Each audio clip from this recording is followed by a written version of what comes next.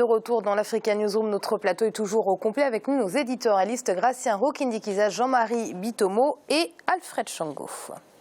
Au Nigeria, la lutte anticorruption a pris de l'ampleur. Des juges ont été arrêtés et plus de 800 000 $ saisis lors d'une opération visant des hauts magistrats. C'était ce samedi 8 octobre. La police n'a pour autant pas précisé le nombre de juges arrêtés durant ce vaste coup de filet. C'est un sujet d'Ibrahima Diomaba.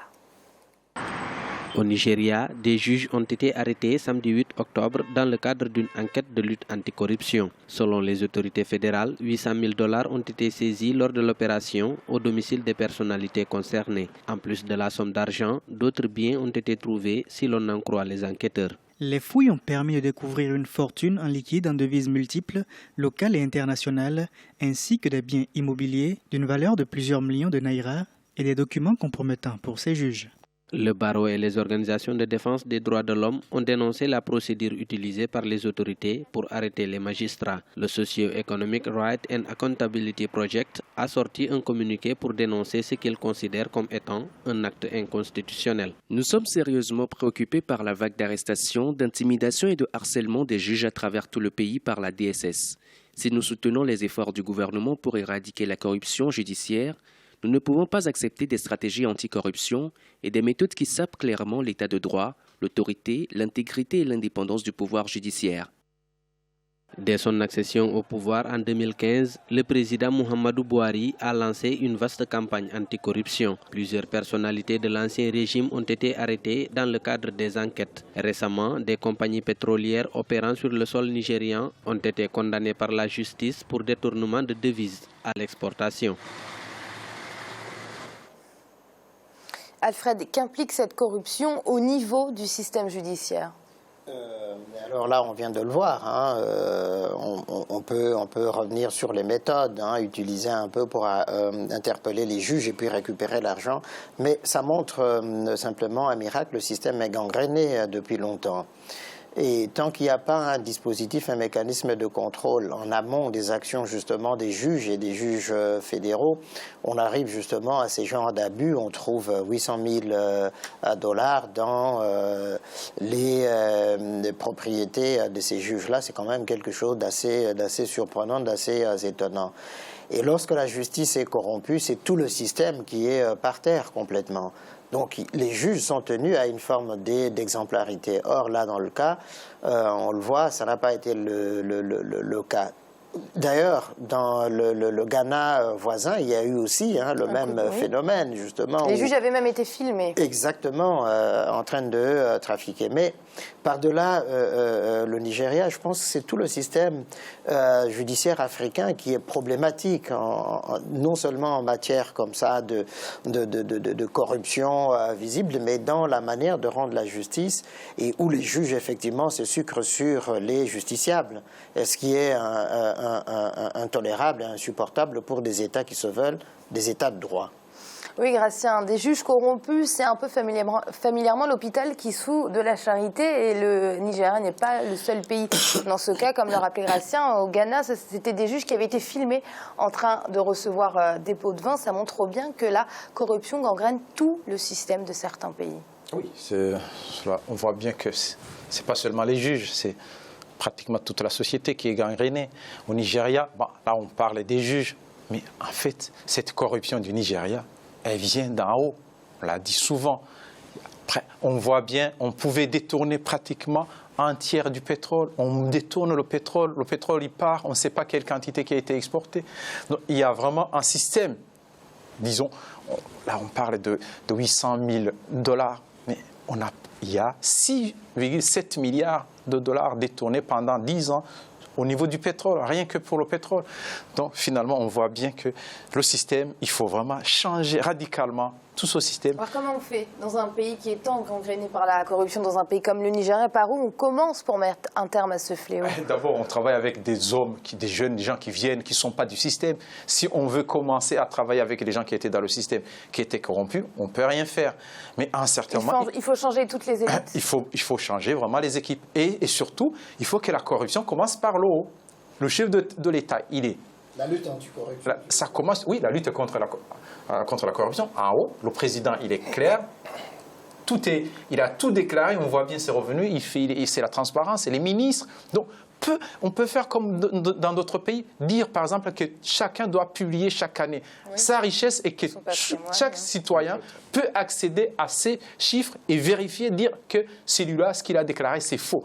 Il faut qu'ils aillent vraiment dans la grande transparence, qu'ils imitent les pays comme le Danemark, parce que vraiment on se retrouve à un niveau assez dangereux au niveau de la corruption. Jean-Marie, est-ce que c'est cette corruption qui peut peut-être expliquer le retard qu'il y a eu dans la lutte contre Boko Haram ? Amira, vous avez tout à fait raison là-dessus. Moi, j'ai toujours dit sur ce plateau que la corruption, pour moi, constitue un frein pour le développement. Quels que soient les moyens qui sont mis en place, qu'on nous laisse dans ce cadre-là, quand on est en train de spolier toute une population et qu'on nous mette le droit, si vous voulez, devant, sachant très bien que les faits sont établis, je ne vois pas, nous le voyons en Afrique, vous avez des ministres africains qui sont plus riches que des présidents, si vous voulez, occidentaux. Donc, à partir de là, quelles que soient les méthodes qui soient mises en place pour pouvoir couper cette gangrène-là des économies africaines qui constituent, 1, la corruption et 2, le détournement de fonds, nous ne pouvons pas aller loin parce que voilà les fonds qui dorment, c'est de la thésaurisation, si je parle en économie, c'est de la thésaurisation, 800 000 $, c'est l'argent qui a été détourné aux Nigérians qui auraient pu créer des entreprises et cet argent-là se retrouve, si vous voulez, chez des particuliers. Est-ce que l'État a touché des taxes là-dessus, des impôts? On ne sait rien du tout. Donc à partir de là, dès l'instant, moi je me dis en Afrique, parce que ça me semble très vital et très important qu'on coupe, c'est-à-dire la corruption. On ne peut pas l'éradiquer dans toute la société, mais qu'elle retrouve quand même des proportions qui permettent aux économies de pouvoir se développer. Et la corruption et les détournements de fonds, quel que soit, moi, de mon point de vue, les moyens qui sont mis en place pour punir ces gens-là, bon, pour moi, le droit, on le met de côté parce que la population est là, c'est l'ensemble de la population de tous nos États qui... non, quand je dis, je mets... les procédures viendront après. Mais dès l'instant, si tu veux, qu'on a identifié Alfred... Non, il faut se donner un patriot tout simplement, voilà, sur le plan juridique, sur et puis ça règle le problème. Et ça règle le problème, pointe à la ligne. Ce qui fait que, bon, moi, ça ne me dérange pas, si vous voulez, les méthodes qui sont mises en place actuellement, comment dire, au Nigeria, pour pouvoir éradiquer, si vous voulez, cette corruption-là et ces détournements de fonds-là. Il y a Aliko Dangote, un Nigérian, milliardaire nigérien, l'homme le plus riche d'Afrique, a été reçu à l'Elysée par le président français François Hollande. D'autres entrepreneurs africains influents ont pris part à cette rencontre. Au cours des discussions, le potentiel du continent africain, l'occasion pour le milliardaire nigérian de rappeler la situation économique de son pays, puisque, rappelons-le, le Nigeria est fortement impacté par la chute du brut. C'est un sujet de Corinne Camdem et de Paul de Singwe. Le ralentissement de la croissance économique au Nigeria affecte de nombreux secteurs. Le géant économique de l'Afrique de l'Ouest souffre de problèmes bien plus importants que la baisse du prix du baril du pétrole. Reçu à l'Elysée ce vendredi 7 octobre par le chef de l'État français François Hollande, en compagnie d'autres chefs d'entreprise africains influents, Aliko Dangote, le milliardaire nigérian et homme le plus riche d'Afrique, a à cœur de redonner de l'impulsion aux investissements étrangers dans son pays. Le Nigeria, qui dépend des investissements étrangers pour améliorer ses infrastructures et remettre son économie en route, enregistre un taux historiquement bas d'importation de capitaux depuis la dévaluation du Naira en juin 2016. La nécessité de restaurer la confiance auprès des investisseurs étrangers est cruciale. Certainement, cela va changer la situation, parce que ce dont nous avons besoin dans l'immédiat est en réalité l'investissement, plus particulièrement les investissements étrangers au Nigeria, dans les secteurs de l'infrastructure, l'énergie, l'agriculture. Parce que sans ces trois secteurs, il n'y aura pas de croissance et vous pouvez seulement créer la croissance par l'amélioration de l'agriculture, des infrastructures et l'énergie. Il n'y a pas de véritable problème au Nigeria. C'est une impasse engendrée par la dislocation des taux de change à cause des prix du pétrole. Nous avons également quelques perturbations dans la région du delta du Niger que nous allons résoudre. Et je suis sûr qu'aussitôt fait, la situation se stabilisera. C'est un problème provisoire, pas permanent.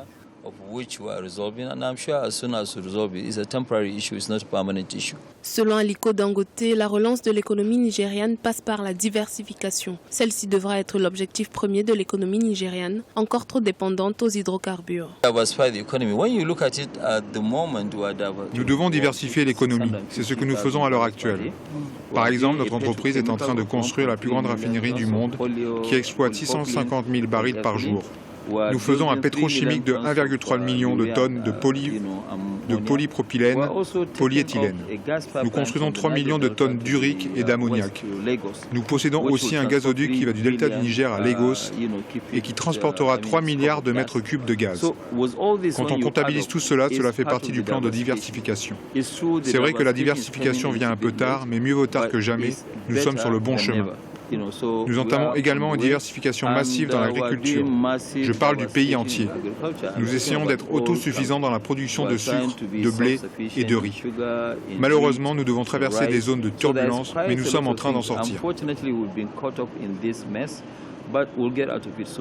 À quelques mois du prochain sommet Afrique-France qui se déroulera à Bamako au Mali, cette rencontre entre François Hollande et les patrons de groupes leaders en Afrique pourrait contribuer à amplifier le volume des échanges de biens et de services entre l'Hexagone et le continent.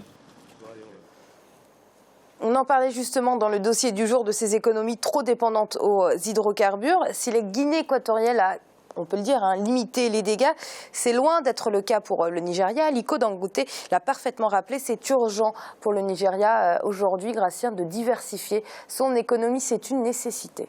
C'est une nécessité, c'est devenu la première puissance de l'Afrique. Et aujourd'hui, il faut changer, il faut aller dans autre chose. Parce que le Nigeria a beaucoup d'atouts, il y a beaucoup d'intellectuels, il y a beaucoup de... On voit bien l'homme le plus riche qui est de l'Afrique, qui est au Nigeria, et lui qui donne un exemple, qui diversifie déjà ses activités, les activités de son entreprise.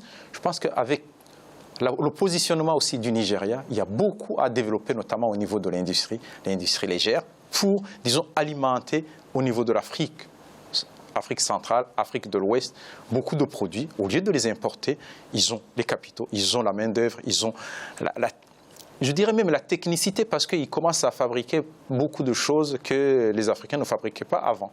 Donc c'est un gain, ça serait un gain pour les Africains aussi. Jean-Marie, qu'apporte un homme comme Aliko Dangote au Nigeria, un homme riche, puissant et visionnaire? Un homme comme Dangote apporte énormément à l'Afrique, tout simplement. Pourquoi? Parce qu'il a une vision, si vous voulez, qui va beaucoup plus loin.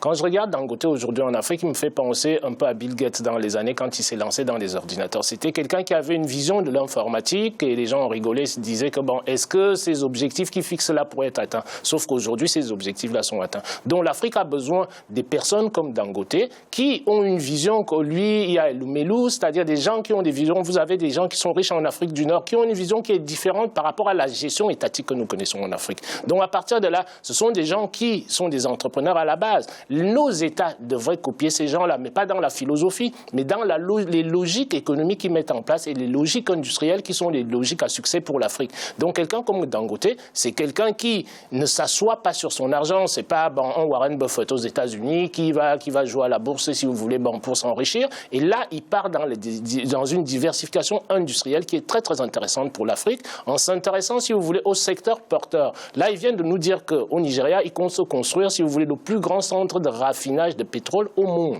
Et c'est déjà pas mal, parce que ça permettra au moins de finir avec les pénuries d'essence, que ce soit en Afrique centrale, que ce soit au niveau de la CEAC, puisque le Nigeria, si vous voulez, est une plaque tournante là-dessus. Donc, des gens comme ça, l'Afrique en a énormément besoin. Et il faut que les États, parce que de temps en temps, lui, il est venu investir chez nous au Cameroun, il y a des gens qui disaient il est nigérian, il est ci, il est ça. Bon, il faudrait un peu qu'on arrête avec ces choses-là et qu'on se dise que l'Afrique maintenant, on parle souvent de mutualisation sur ce plateau. La mutualisation industrielle, intellectuelle, elle est importante pour l'Afrique. Et entrepreneuriale aussi.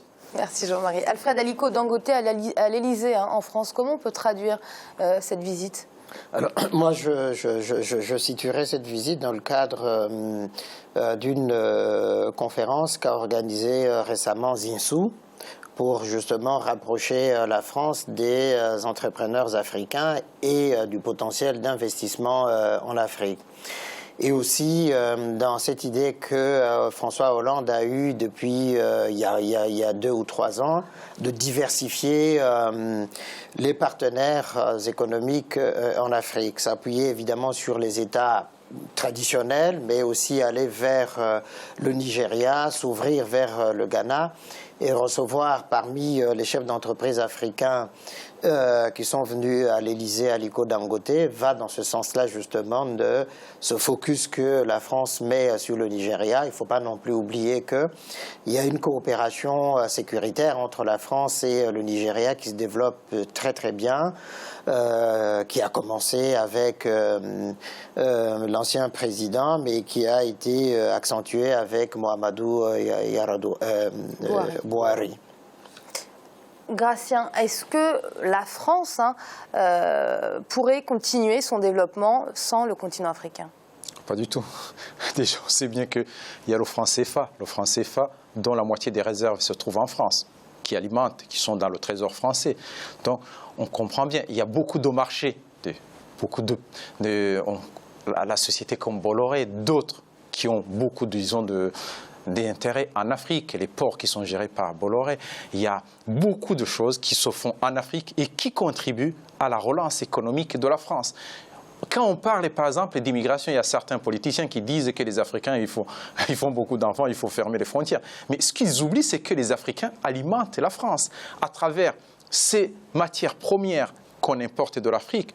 On peut s'imaginer l'électricité que nous avons, c'est grâce à l'uranium qui est produit au Niger. Donc, on comprend bien finalement que l'Afrique est vitale pour la France. Donc, il faudrait qu'il y ait des relations de gagnant-gagnant pour que les Africains acceptent de continuer ce partenariat. Oui, justement, Jean-Marie, on est loin de ce partenariat gagnant-gagnant. Très, très loin de ce partenariat gagnant. Là, vous avez posé une question qui est pertinente, Amira. Aujourd'hui, vous regardez, il y a M. Sarkozy qui avait fait, dans l'un de ses discours, il avait bien placé les choses. Il avait bien dit que la France, qui est aujourd'hui 6e, 7e économie mondiale sans l'Afrique, la France est 32e. D'accord? Économie mondiale. Donc la place de l'Afrique doit être une place, si vous voulez, qui doit lui revenir en tant que telle. La France ne peut pas se passer, si vous voulez, de l'Afrique. Mais maintenant, au niveau géopolitique des choses, je me dis tout simplement que les choses qui sont mises en place, c'est-à-dire les dynamiques économiques qui sont mises en place, ne sont pas les bonnes dynamiques. Tout simplement pourquoi? La France devrait beaucoup plus penser à aider les Africains à s'industrialiser, à avoir un pouvoir d'achat beaucoup plus important, parce que ça leur ouvre un marché. Il faut vraiment que dans ces négociations-là, que ce soit du gagnant-gagnant et que la vision étriquée dont Gratien vient de parler là, qui est une réelle vision qui fait aujourd'hui que quand on nous regarde les immigrés ici, là on se dit que oui, ils viennent pour bouffer ce qui est en France, ainsi de suite. On a des tas et des tas d'exemples, sur lesquels on sait que l'Afrique est nécessaire et il faudrait que la France ouvre les yeux et mette en place d'autres stratégies accompagnatrices qui puissent faire en sorte que les peuples africains soient autonomes et devenir des partenaires économiques qui permettra à la France de s'enrichir encore plus. Jean-Marie, merci pour vos analyses. Merci Amira et bonsoir à tous nos téléspectateurs et téléspectatrices. Merci à vous également, Gratien. Merci Amira, bonsoir à tous. Et merci à vous, Alfred. C'était un ravissement de vous retrouver ici et puis à mes très chères téléspectatrices. Merci de leur bienveillance. Vous l'aurez compris, c'est la fin de cette émission. Mais l'African Newsroom, ce n'est jamais fini. On se retrouve demain pour une nouvelle édition, cette semaine consacrée à la Guinée équatoriale. À demain.